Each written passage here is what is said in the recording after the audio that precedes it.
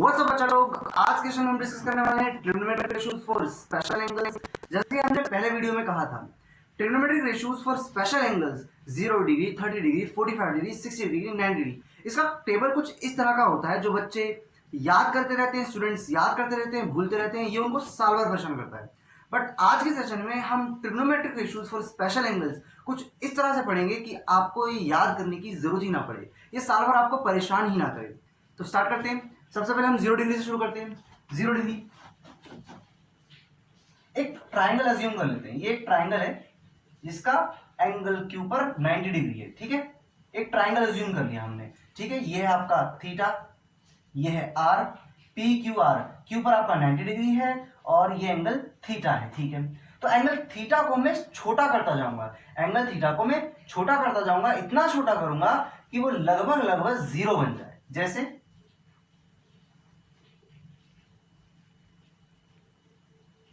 Angle theta को मैंने और छोटा किया तो यहां पी क्यू भी मेरा छोटा हो गया, ठीक है। उसी तरीके से पी क्यू आर का आर थीटा, यहां पर मेरा थीटा जो है और भी छोटा हो गया। एक टाइम ऐसा आएगा कि मेरा जो पी क्यू है वो फिनिश ही हो जाएगा। पी क्यू क्या हो जाएगा? फिनिश। और पी क्यू एक पॉइंट पर कोइंसाइड कर जाएंगे और ये पॉइंट आर होगा। एक पॉइंट ऐसा आएगा कि आर पी और आर क्यू लगभग बराबर हो जाएंगे। Is that clear? लगभग बराबर हो जाएंगे। अब इस केस में आपका साइन 0 डिग्री क्या होगा? इस केस में आपका साइन 0 डिग्री क्या होगा?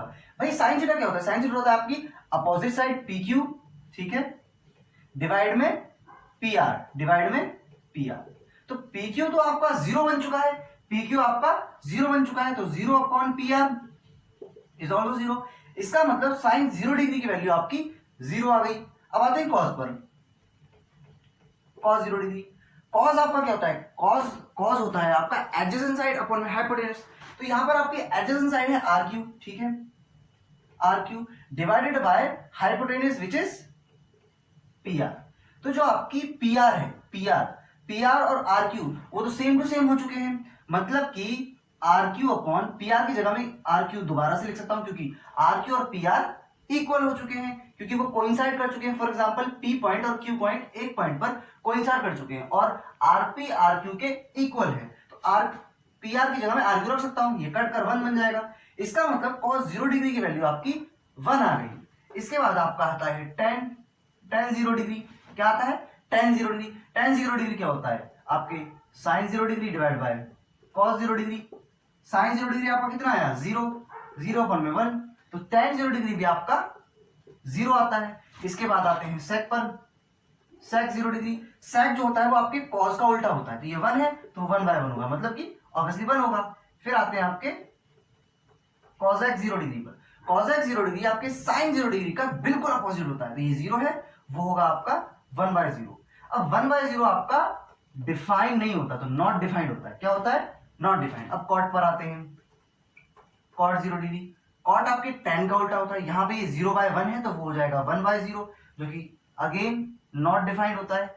इसकी डेफिनेशन अभी तक डिस्कस नहीं की गई है, मतलब ये नॉट डिफाइंड होता है। 1/0 नॉट डिफाइंड होता है, क्योंकि आपका जो डिनोमिनेटर है वो कभी भी 0 नहीं बन सकता। इससे हमें एक चीज पता चली, अगर ट्राइंगल 90 डिग्री का कोई ट्राइंगल है, उसमें एक एंगल है थीटा, उसको मैं छोटा करते करते इतना छोटा कर दूं कि उसका वो 0 हो जाए, तो साइन थीटा साइन 0 डिग्री आपका 0 होगा, cos 0 डिग्री आपका 1 होगा, tan 0 डिग्री आपका 0 होगा, sec 0 डिग्री आपका 1 होगा, cosec 0 डिग्री आपका नॉट डिफाइंड और cot 0 डिग्री भी आपका नॉट डिफाइंड होगा। मतलब कि आपको इनकी 0 डिग्री के लिए अब इनकी वैल्यूज को याद करने की जरूरत नहीं है। आप इस चीज को माइंड में लेते हुए चलेंगे और sin 0 डिग्री cos 0 डिग्री निकालेंगे। इनके जरिए, सिर्फ ये दो निकालने के बाद इनके जरिए बाकी वैल्यूज भी निकाली जा सकती हैं। चलिए अब 45 डिग्री का देखते हैं। 45 डिग्री का क्या है? Now let's see 45 degree. 45 degree for example एक ट्राइंगल है पी क्यू आर, ठीक। ये एंगल आपका 45 डिग्री है। क्या आपको पता है कि किसी भी ट्राइंगल के तीनों एंगल का सम, तीनों एंगल को जोड़ने पर 180 आता है? तो ये तो आपका 90 हो गया, ये 45 हो गया। ये क्या होना चाहिए कि तीनों को जोड़कर 180 आ जाए, ये 45 होना चाहिए। कितना होना चाहिए? 45। ये भी 45 होनी चाहिए, 45 45 90, 90 एंड 90 180, तीनों को सम करने पर क्या आना चाहिए 180, ठीक है। तो ये फुलफिल होता है। अच्छा, हम एक और चीज जानते हैं कि sides opposite to equal angles are equal, मतलब कि जो साइड्स बराबर एंगल्स के सामने वाली साइड्स होती है वो भी इक्वल होती है, मतलब कि ये साइड और ये साइड भी इक्वल रही होगी। फॉर एग्जाम्पल, अगर ये 1 यूनिट है तो ये भी आपकी 1 यूनिट रही होगी, अगर ये 1 यूनिट है ये भी 1 यूनिट होगी, क्योंकि दोनों इक्वल हैं, क्योंकि यहां पर आपकी जो आर क्यू है वो इक्वल है आपकी पी क्यू के। Is that clear? आपकी पी क्यू के इक्वल है। अब इसके बाद पाइथागोरस से हम इसकी आरपी साइड को निकालेंगे, ठीक है। पाइथागोरस लगाते हैं, पी आर स्क्वायर। और पाइथागोरस क्या होता है? पाइथागोरस आपके जो राइट ट्राइंगल होता है उसमें जो 90 डिग्री का एंगल होता है उसके सामने जो साइड होती है उसके स्क्वायर का उसका स्क्वायर इक्वल होता है बाकी दोनों साइड के स्क्वायर के सम के। मतलब कि इस केस में 90 डिग्री के सामने आपकी पी आर है तो पी आर का स्क्वायर इक्वल होगा बाकी दोनों साइड के स्क्वायर के सम के, मतलब कि पी क्यू का स्क्वायर प्लस आर क्यू का स्क्वायर इसके बराबर होगा। तो पी आर आपको नहीं दे रखी है, पी क्यू आपको दे रखी है 1 units square plus 1 units, R Q भी आपको 1 यूनिट्स दे रखी है। यहां इसका मैंने स्क्वायर काटा और इस पर लग गया रूट। इसके बाद 1 का स्क्वायर होता है आपका 1 का स्क्वायर होता है 1, तो यहां से आपका आता है 2 √2, तो ये आपकी आ जाती है √2। अब इस केस में आपका साइन 45 डिग्री कितना होगा?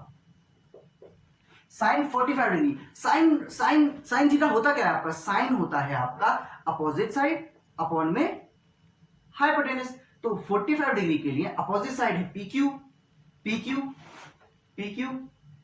अपॉन में hypotenuse which is P R. तो पी क्यू है आपकी 1 यूनिट्स और हाइपोटेनस आपकी √2 यूनिट्स।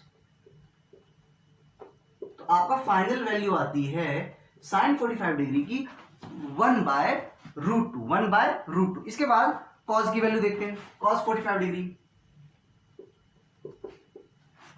डिग्री होता है आपका एडजेसेंट साइड, बगल वाली साइड अपॉन में हाइपोटेनस, मतलब एंगल के बगल वाली साइड अपॉन में हाइपोटेनस। तो इस केस में 45 डिग्री है आपका 1 यूनिट अपॉन में √2, अगेन मतलब 1/√2। इसकी भी वैल्यू 1/√2 है। अब कॉट पर आते हैं। कॉट 45 डिग्री, सॉरी कॉट नहीं, tan 45 डिग्री। tan क्या होता है आपका? tan होता है साइन थीटा अपॉन में कॉस थीटा, साइन अपॉन में कॉस।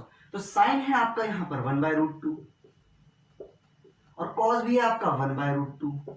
यहां √2 से √2 कैंसिल, 1/1 होता है आपका 1, मतलब tan 45 डिग्री की वैल्यू आपकी आ जाती है 1। इसी के साथ कोट 45 डिग्री, कॉट 45 डिग्री होता है tan 45 डिग्री का अपोजिट। तो ये 1 है तो वो हो जाएगा 1/1 विच इज ऑल्सो 1, मतलब कि tan 45 डिग्री की वैल्यू भी क्या आ जाती है 1। इसके बाद आता है आपका sec 45 डिग्री। sec 45 डिग्री आपके cos 45 डिग्री का बिल्कुल अपोजिट होता है। तो ये अगर 1/√2 है तो sec 45 डिग्री होगा आपका ओनली √2। इसके बाद आता है आपका cosec 45 डिग्री। cosec 45 डिग्री आपके sin 45 डिग्री का अपोजिट होता है। cosec क्योंकि साइन का अपोजिट होता है, तो साइन आपका 1/√2 आ चुका है, साइन आपका 1/√2 आ चुका है, तो cosec 45 डिग्री आपका होगा √2। इस तरह हमने cos 45 degree, sin 45 degree, tan 45 degree, इन सभी ट्रिग्नोमेट्रिक रेशियोज को 45 डिग्री के लिए निकालना सीखा, ठीक है। तो वो टेबल हमें याद करने की जरूरत नहीं है। अब जब भी हमसे 45 डिग्री के ट्रिग्नोमेट्रिक रेशियोज पूछ जाएंगे, हमारे मन में अचानक से ये ट्राइंगल अज्यूम किया जाएगा और इसके जरिए हम कोई भी वैल्यू निकाल सकते हैं। फॉर एग्जांपल इस केस में मुझसे पूछा गया भाई sin 45 डिग्री बताओ, sin 45 degree, sin 45 degree opposite side 1/√2, finish. Is that clear? चलिए 90 डिग्री का जरा देखते हैं। 90 डिग्री के ट्रिग्नोमेट्रिक रेशियोज कैसे फाइंड किए जा सकते हैं। चलिए 90 डिग्री पर फोकस करते हैं। 90 डिग्री एक ट्राइंगल है, अगेन एक ट्राइंगल को ऐड कर लेते हैं।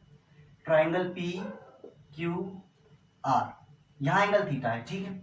अब ये ट्राइंगल है, इस ट्राइंगल में मैं इस थीटा को धीरे धीरे बड़ा करूंगा, थोड़ा थोड़ा इसको बड़ा करूंगा जब तक कि ये लगभग 90 डिग्री ना बन जाए, ठीक है। बड़ा करते हुए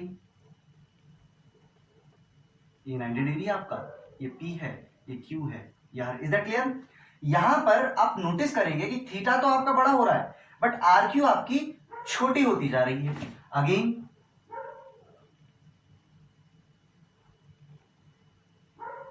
यहां पर थीटा अगेन आपका फिर से थोड़ा बड़ा हो गया लेकिन आर क्यू अगेन छोटी हो गई।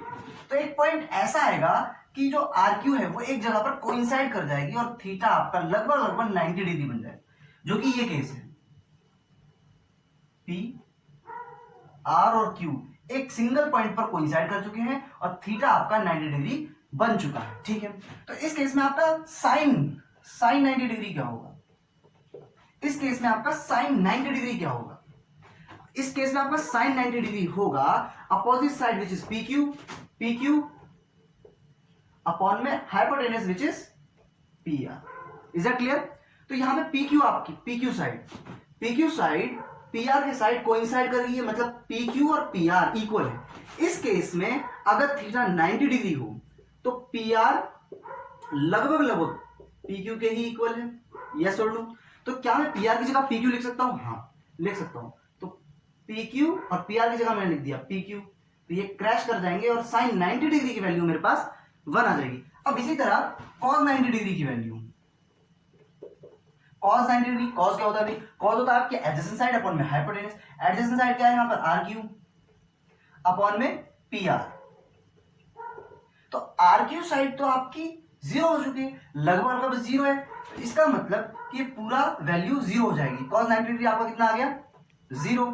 इसके बाद आपको चाहिए tan 90 डिग्री। tan 90 डिग्री क्या होता है भाई? Sine 90 degree by cos 90 degree.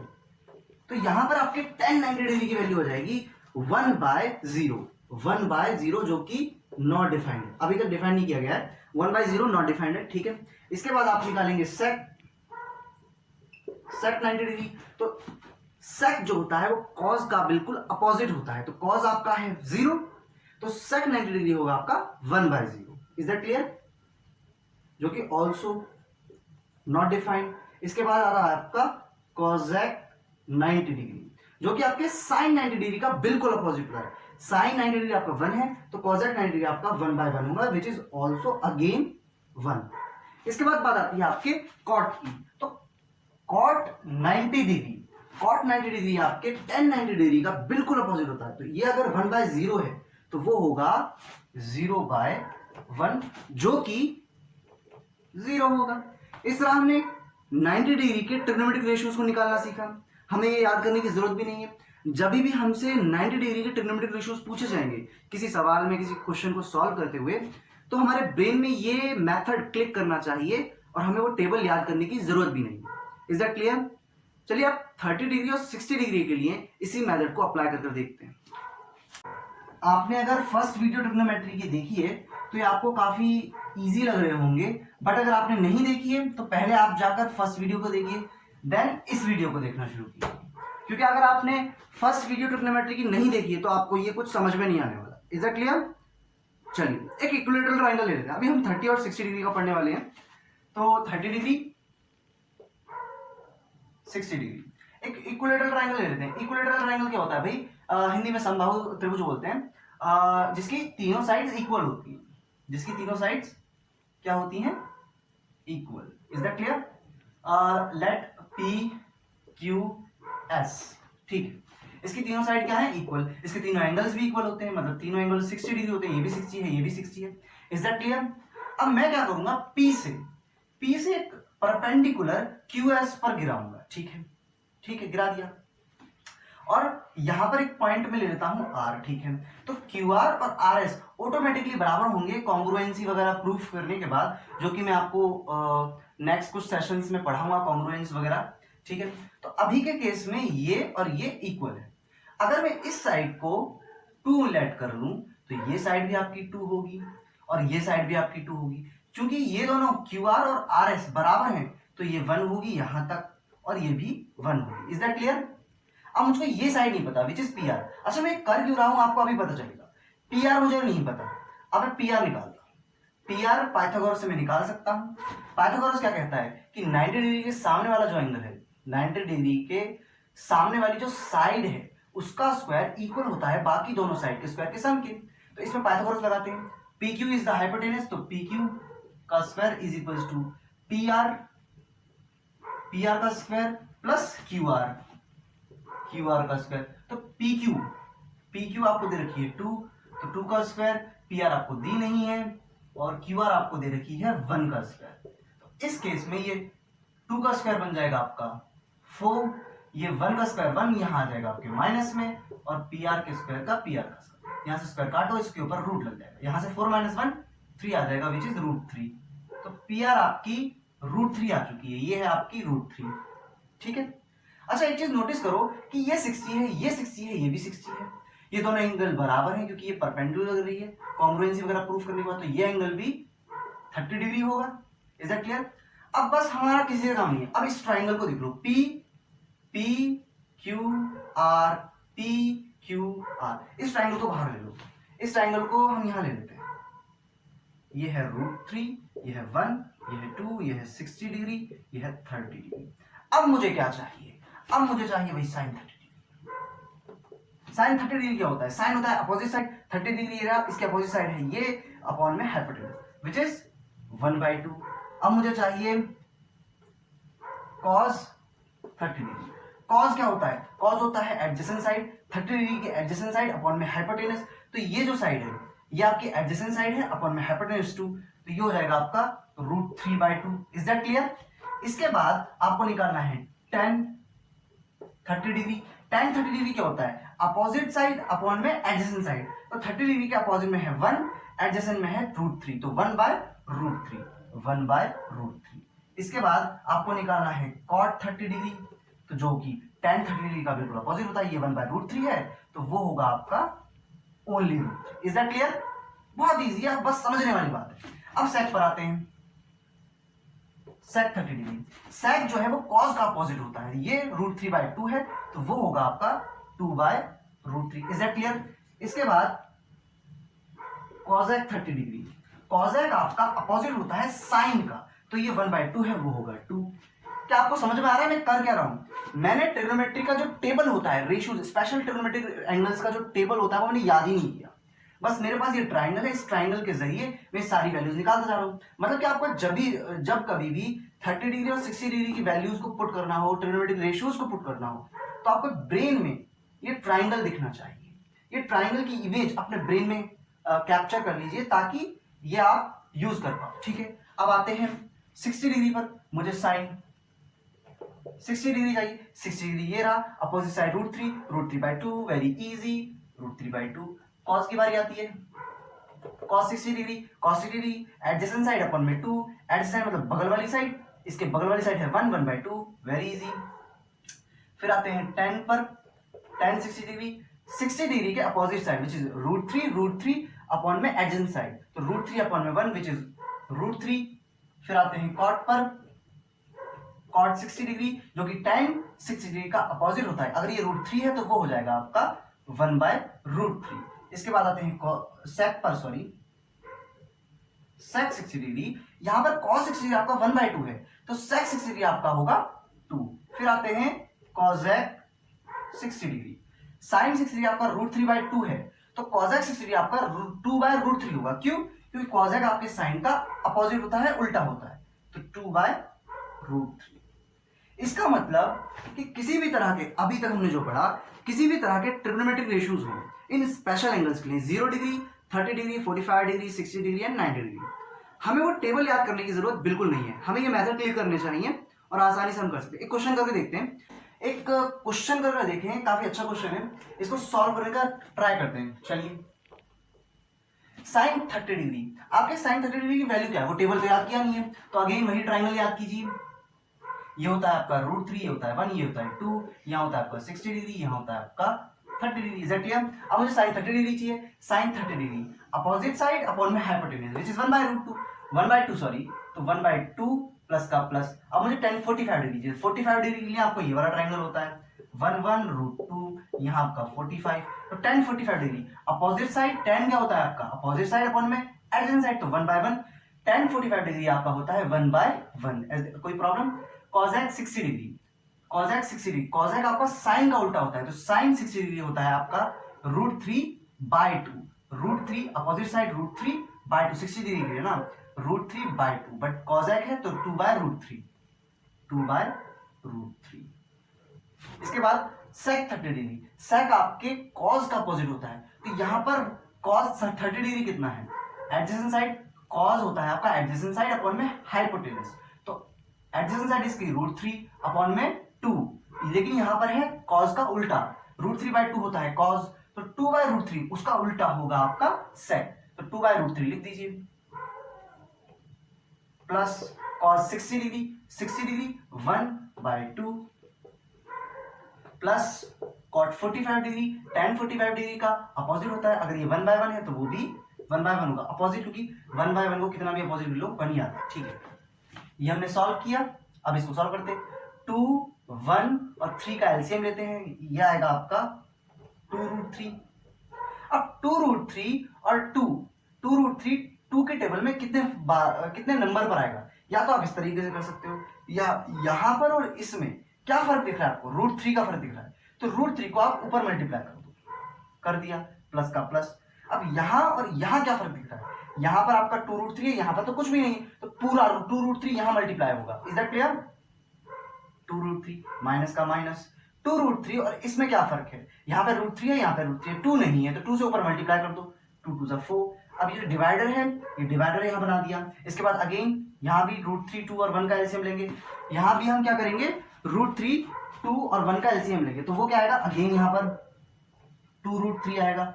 इसके बाद 2√3 अगेन यहां और इसमें क्या फर्क है, √3 है, √3 है, 2 नहीं है, तो 2 से मल्टीप्लाई कर देंगे, 4 प्लस का प्लस।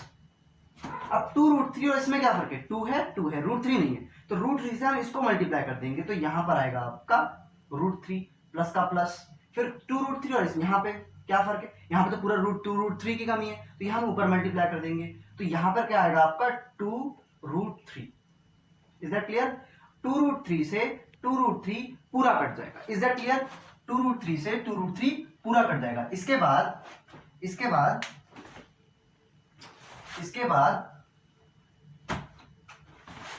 बाद बच्चा ये देखो, 2√3 से 2√3 पूरा कट गया, यहां पर आ रहा है आपका √3, एक √3 2 √3 हो जाएंगे आपके 3√3, एक √3 2 √3 हो जाएंगे आपके 3√3, कुछ ऐसा समझ लीजिए, एक लड्डू 2 लड्डू हो गए 3 लड्डू, तो √3 प्लस 2√3 हो गए आपके 3√3 माइनस का 4 डिवाइडर लगा दिया, उसके बाद 4 प्लस √3 प्लस 2√3, फिर से √3 प्लस 2√3, एक √3 2√3 हो जाएंगे आपके 3√3, वही वाला सिस्टम, एक लड्डू 2 लड्डू हो गए 3 लड्डू, इज दैट क्लियर, यहाँ पे 3√3 आ गया, ठीक है।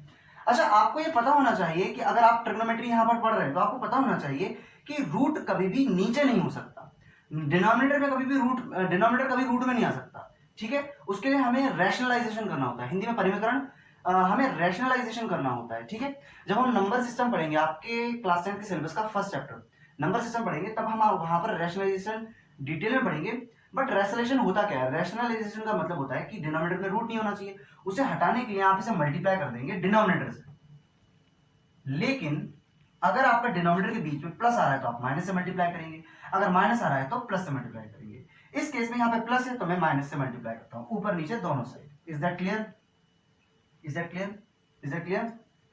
अब यहाँ पे एक चीज नोटिस करो कि ये और ये बिल्कुल एग्जैक्टली सेम टू सेम है, बट साइन का थोड़ा डिफरेंस है, अगर मैं यहां से माइनस बाहर निकाल दूं, यहां पे प्लस है, प्लस क्या होता है आपके 2 माइनस से मिलकर बनता है, प्लस आपके 2 माइनस से मिलकर बनता है, ये प्लस में है, एक माइनस का बाहर चला गया तो एक माइनस बचेगा जो हमें यहां लगाना पड़ेगा, ये माइनस बाहर जा चुका है तो ये हो गया प्लस का, इज दैट क्लियर।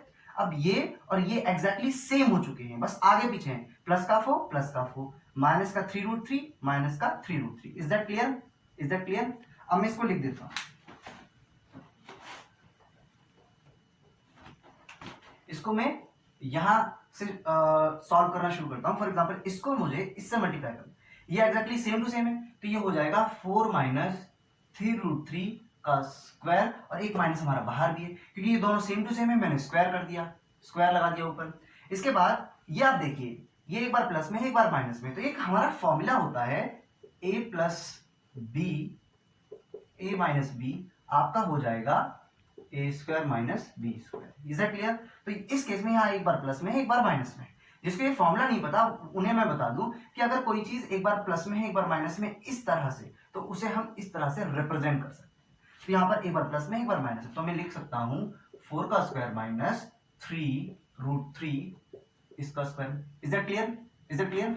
चलिए सॉल्व करना शुरू करते हैं। सॉल्व करना, अब ये a माइनस बी वाले फॉर्मूले से खुल जाएगा। वो फॉर्मूला क्या होता है? a माइनस बी इसका स्क्वायर होता है आपका a square plus B square minus के 2ab। Is that clear? तो ये खुल जाएगा आपका 4 का स्क्वायर प्लस 3√3 इसका स्क्वायर माइनस 2 मल्टीप्लाई में 4 मल्टीप्लाई में 3√3। Is that clear? ये खुल जाएगा। उसके बाद ये फॉर्मूले से आपका ये 4 का स्क्वायर क्या होता है? 16, और यहाँ पर आपका माइनस 1 चल रहा है, ठीक है। 4 का स्क्वायर होता है आपका 16 माइनस का माइनस, 3 के ऊपर स्क्वायर आएगा बन जाएगा 9, और ये स्क्वायर जब इसके ऊपर आएगा तो रूट कर जाएगा, तो यहाँ से बनेगा 3 3 9, 9 3 27। Is that clear? Is that clear? अब यहाँ से आपका निकल कर आएगा फॉर एग्जाम्पल माइनस का 11 और ऊपर है आपका माइनस का 16 प्लस यहां से भी आपका आएगा 27, 9 3 27, जैसे हमारा यहां से 27 आया वैसे ही यहां से भी 27 आया, माइनस का 2 4 8, 8 3 24, तो 24√3 आएगा। यहां माइनस से आपका माइनस कैंसिल हो गया। 16 और 27 आपके बन जाएंगे 7 and 6, 7 and 6 13, 13 का 3 1 कैरी किया, 2 1 3 1 4, 43 माइनस 24√3 डिवाइडेड बाय 11। तो यहां से आपका इस क्वेश्चन का एक आंसर निकल कर आता है। ये हमारा फाइनल आंसर है इस क्वेश्चन का। अब आपने किया क्या, मैं एक बार इसको रिवाइज करवा देता हूं। सबसे पहले sine 30 degree, tan 45 degree, cosec 60 degree, इन सब की वैल्यूज हमने अपने मेथड से रखी। हमारे मेथड से हमने टेबल लर्न नहीं किया था, हमारे जो मेथड हमने आज के सेशन में सीखे उन मेथड से हमने ये वैल्यूज रखी, ठीक है। वैल्यूज में हमने 2 1√3 का एलसीएम लिया, अगेन नीचे भी 2√3 1 का एलसीएम लिया, ठीक है। 2√3 से 2√3 कट गया, उसके बाद हमने इनको प्लस किया, हमारे ये आ गया, हमारा ये आ गया। तो रैशनलाइज हमने यहां देखा कि हमारे डिनोमिनेटर में √3 आ रहा है, तो इस रूट को हटाने के लिए हमने इसका रैशनलाइजेशन किया। हमने इसे मल्टीप्लाई किया 4 माइनस 3√3 से, ऊपर नीचे दोनों साइड, न्यूमरेटर को भी और डिनोमिनेटर को भी। तो ये और ये बिल्कुल एग्जैक्टली सेम है, बस साइन का डिफरेंस है। तो मैंने यहां से माइनस कॉमन लिया, यहाँ माइनस 3√3 आ गया, प्लस 4 आ गया, जो कि इसके जैसा है, बस आगे पीछे। यहाँ देखो प्लस का 4 minus 3√3 minus 3√3 same to same है, इसीलिए मैंने इसका स्क्वायर कर दिया। यहां से मैं इसको इस तरह यहाँ पे सॉल्व कर रहा हूँ, माइनस का माइनस आ गया, इसको मैंने स्क्वायर करके लिख दिया। फिर ये a प्लस बी वाले फॉर्मूले से ये बन गया, यहाँ पर 4 का स्क्वायर माइनस 3√3 का स्क्वायर, इसके बाद माइनस का माइनस, इसे मैंने a माइनस बी के होल स्क्वायर के फॉर्मूले से इस फॉर्मूले से खोला। यहाँ पे 4 का स्क्वायर प्लस 3√3 का स्क्वायर, 2 4 3√3 मल्टीप्लाई में, इसके बाद नीचे 4 का स्क्वायर 16 आया आपका, इसका स्क्वायर, इसको जब मैंने सॉल्व किया 3 का स्क्वायर होता है 9। अब ये जब स्क्वायर 3 के ऊपर आया तो ये 9 बन गया, ये स्क्वायर जब इसके ऊपर आया तो इसके ऊपर जो स्क्वायर आया उससे, फॉर एग्जांपल यहाँ से इसे हटा दो, इसके ऊपर लगा दो और इसके ऊपर, इस स्क्वायर से ये रूट कट गया और ये बन गया 9, 9 3 27, यहाँ आ गया 27। Is that clear? इसके बाद 16 का 16 आया, यहाँ से सॉल्व किया तो हमारा 27 आया, इसको सॉल्व किया हमारा 24√3 आया। यहाँ 16 में से 27 चले गए तो आपके आए 11, और वो भी माइनस के 11, क्योंकि 27 आपका बड़ा है, 27 के सामने आपके माइनस है, तो यहाँ माइनस आ गया, माइनस से माइनस कैंसिल हो गया, और इसको जब हमने सॉल्व किया तो हमारे पास आया 43 माइनस 24√3 और नीचे 11। ये हमारा फाइनल आंसर होता है। तो ये क्वेश्चन मैंने इसलिए किया ताकि आप ये सीख सको कि ट्रिग्नोमेट्रिक रेशियोज इन स्पेशल एंगल्स में किस तरह यूज होते हैं, किस तरह इनको पुट किया जाता है। तो उस टेबल को आपको लर्न करने की कोई जरूरत नहीं है। आप इस मेथड से इन सभी ट्रिग्नोमेट्रिक रेशियोज को एग्जाम में आसानी से, कोई भी क्वेश्चन इन ट्रिग्नोमेट्रिक रेशियोज का आप सॉल्व कर सकते हो।